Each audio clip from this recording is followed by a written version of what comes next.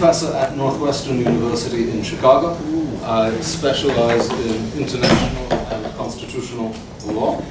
And I'm also a senior fellow at the Kohelet Policy Forum in Yerushalayim. The topic I'm going to talk about today is the basic question of Israel's international legal rights to the territory between the river and the sea. That's the question we're going to discuss, and we're going to only examine it from the perspective of international law, not from history or fairness or any other perspective.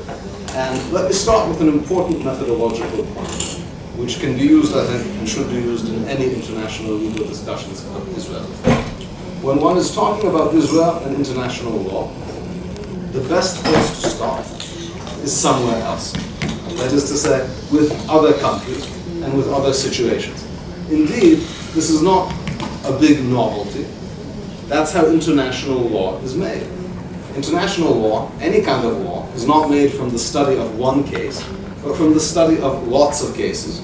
You put lots of points on a chart, and you see what line best fits them. One of the reasons that the discussion of Israel in international law is so dysfunctional is that the self-contained legal universe of only one case has been created, where if you want to know what rule applies to the case, you look at what other people have said just about the same case. And there's no demand for consistency with other cases.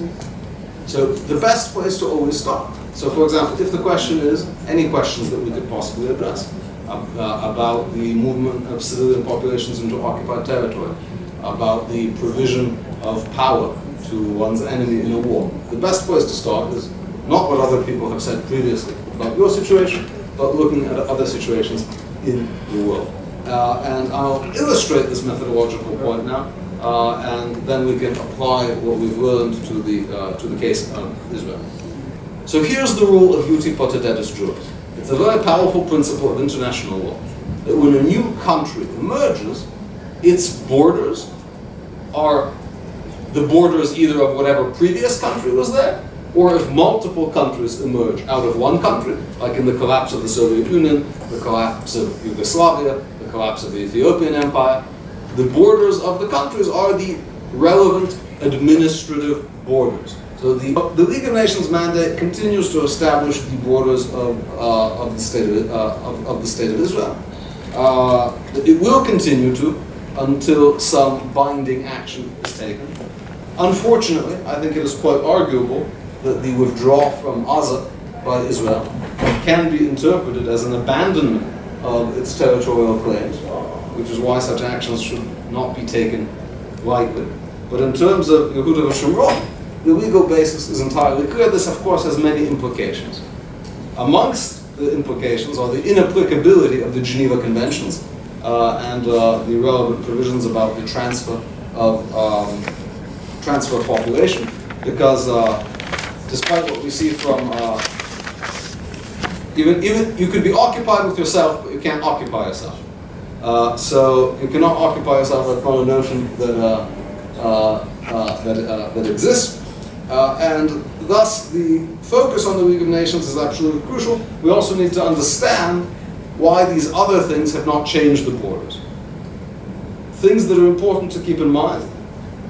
Even many people who are very pro-Israel speak of the United Nations partition plan as creating Israel.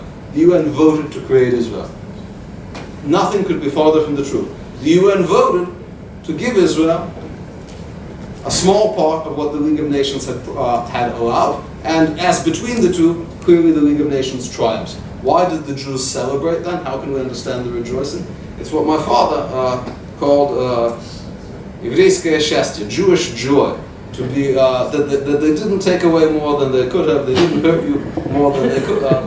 When the pogromniks just break the windows, it's actually not a bad day. So that was not a legal rejoicing. That was a rejoicing in the unfortunate context the issue found itself in, and should not be taken as an endorsement of the legal positions or borders suggested by the United Nations. This reality is quite clear, and we need to insist on the uti potestatis principle. We need to remind countries of its constant application in other conflicts, Eritrea, Ethiopia. This is a principle that's alive and well, and we should not let the rules that determine the borders of others not be applied fully and fairly to us.